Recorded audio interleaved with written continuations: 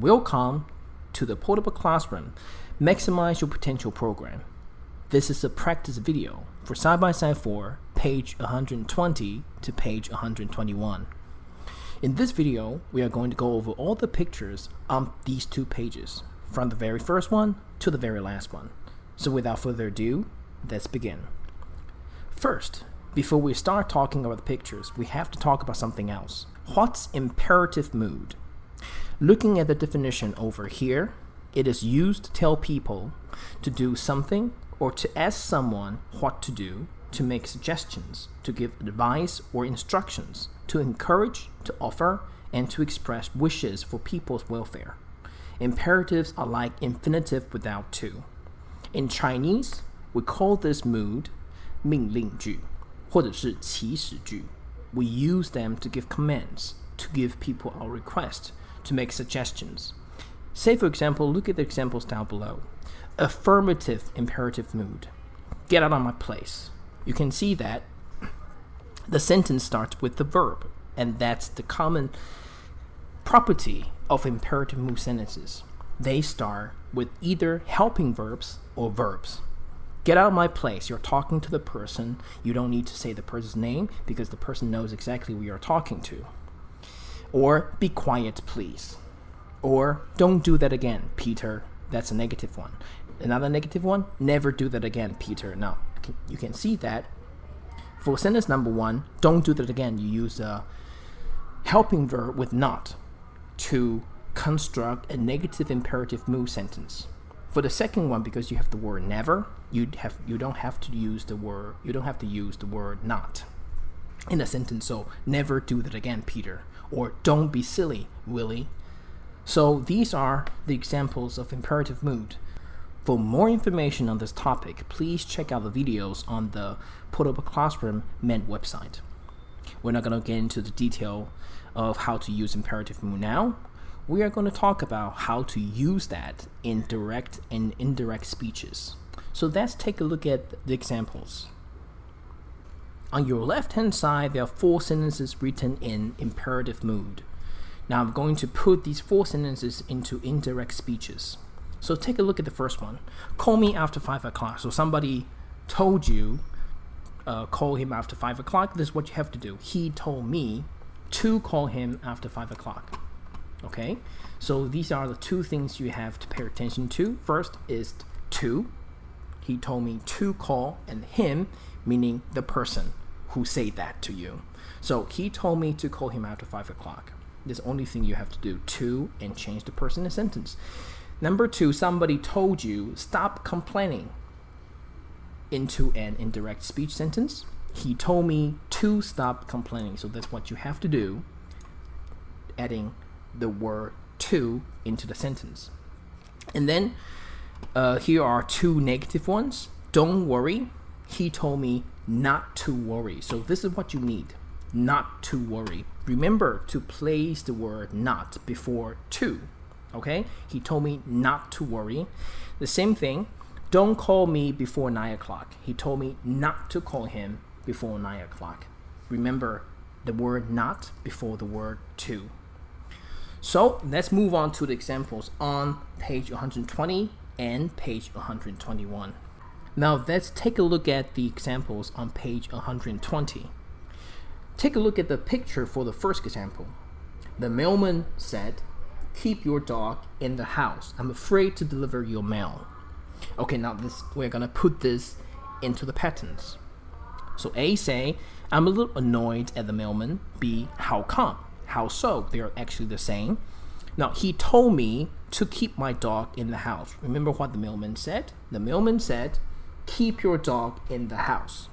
Put it into an indirect speech. He told me to keep my dog in the house. That's what you have to do, adding the word to into the sentence. Why did he tell you that? Well, he said that he was afraid to deliver my mail. So this is a typical indirect sentence.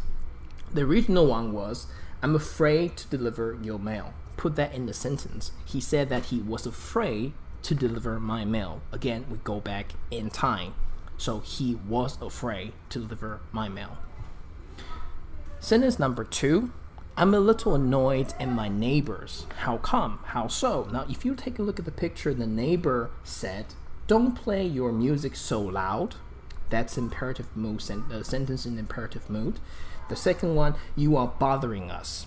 So I'm putting the first part of what the neighbor said into an indirect speech. They told me not to play music so loud. So see, the neighbor say, don't play your music so loud. Not to play music so loud. So these are the two words that you need. Now, why did they tell you that? Well, they said that I was bothering them. Now, the second part of what they said, you were bothering us.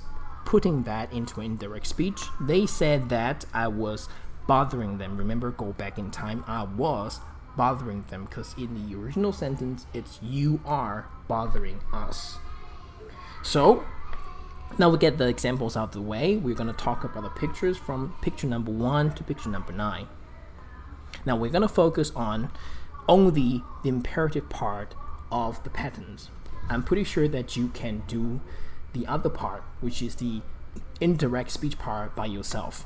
So let's take a look at picture number 1. Let's take a look at picture number 1. Picture number 1 is the picture where you can see a doctor talking to a patient, and a doctor said, actually my doctor, according to the picture, said, lose some weight, you're too heavy. This is the imperative sentence, imperative mood part, and this is the direct speech part. Now let's try to put this into an indirect speech. So he told me to, remember we did this magic word, to, and just write the verb down. Together we form an infinitive. He told me to lose, and then some weight. So here you have the answer for the first part. As for the second part, he say that is no longer you, it's I. And then go back in time, so I was too heavy. So he said that I was too heavy. So that's the answer for the second part. As for picture number 2 is the picture where you can see a dentist talking to a patient. And my dentist said, don't eat candy. Now this is a negative sentence.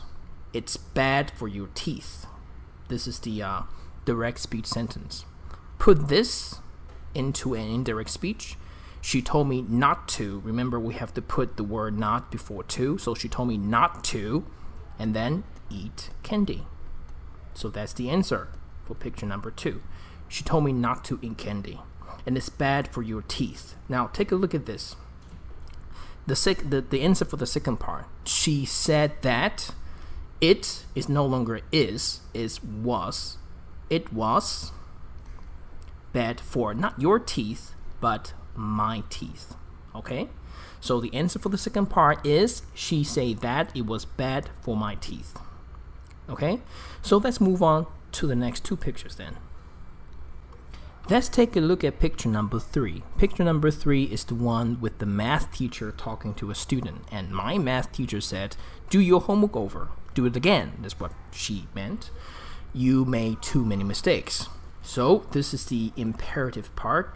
Put this part over here. She told me to, remember the magic word to do no longer your homework. She talked to me, my homework over. So the answer for the first part is she told me to do my homework over. All right? As for the second part is over here.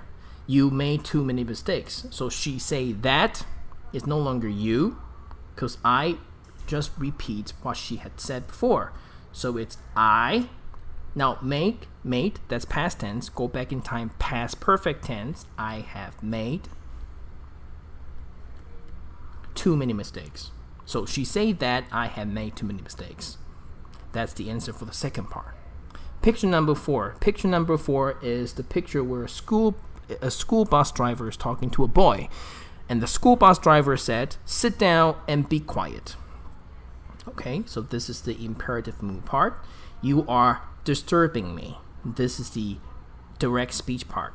Put this into an indirect speech. He told me to, magic word, sit down and be quiet. So this is the answer for the first part. He told me to sit down and be quiet. As for the second one, he say that is no longer you, it's I, and then present simple tense into past tense. So I was disturbing the bus driver, him. So he said that I was disturbing him. So let's move on to the next two pictures. All right, let's take a look at picture number 5 and picture number 6. Picture number 5 is the picture where there's a girl talking to a boy, and that's the boy's girlfriend, and the picture is kind of my girlfriend. So my girlfriend said, don't call me this weekend, and this is the imperative part, and this is the I want to be alone. This is the direct speech part. So she told me not to. Remember, this is a negative sentence. We have to place the word not before to, so it's not to. What do? Call. It's not me, but she told me not to call her this weekend. So be careful with that. All right. As for the second part, she said that is not I want to be alone. This I is the girl.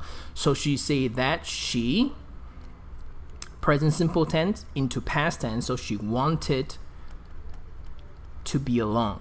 So she said that she wanted to be alone. That's the answer for the second part. Now, picture number 6. Picture number 6 is the picture where there's a pair of parents talking to a pair of couples, Now, they're my parents. So my parents said, stop going out with Raymond. Okay, this is the imperative part. You are getting too serious about each other. So put this part into an indirect speech.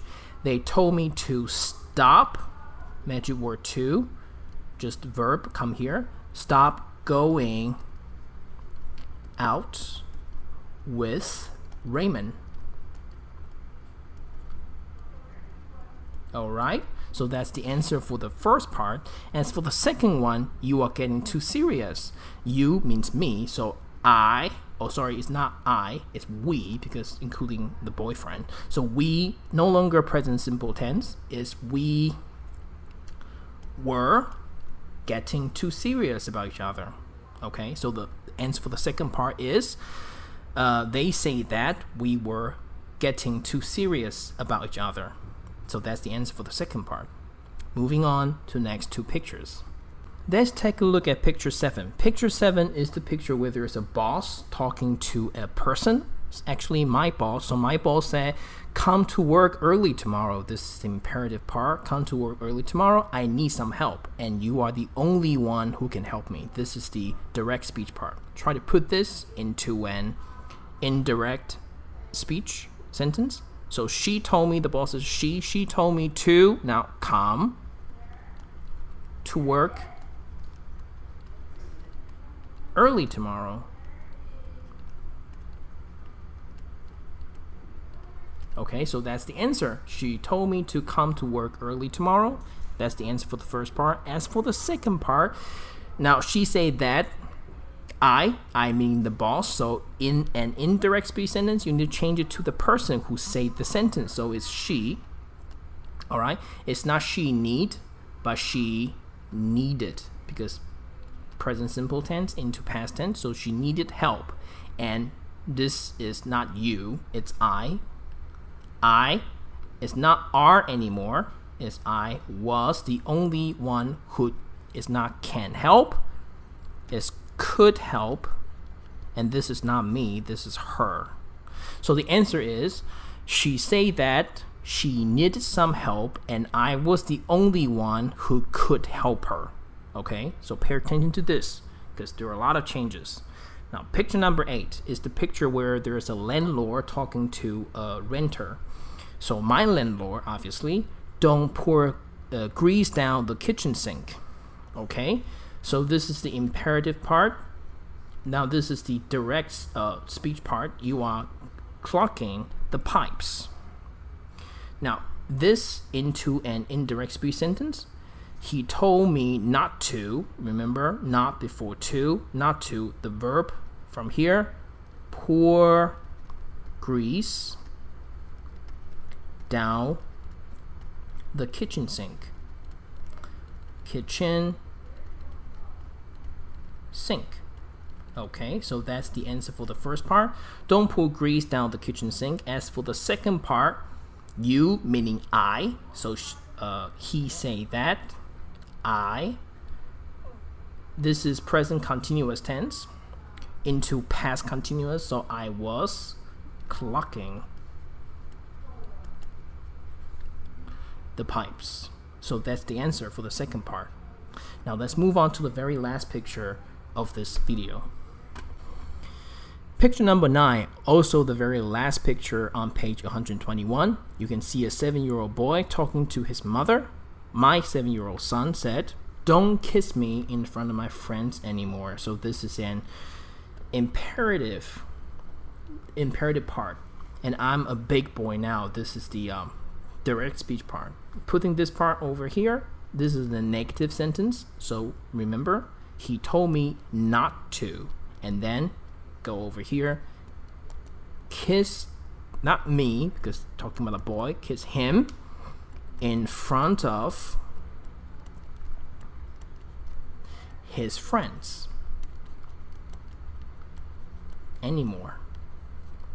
Alright, so the answer is, he told me not to kiss him in front of his friends anymore. So that's the answer for the first part. As for the second part, I'm a big boy now. This is not I, because I just repeat what my son has said before. So he said that he, present simple into past tense, he was a big boy now.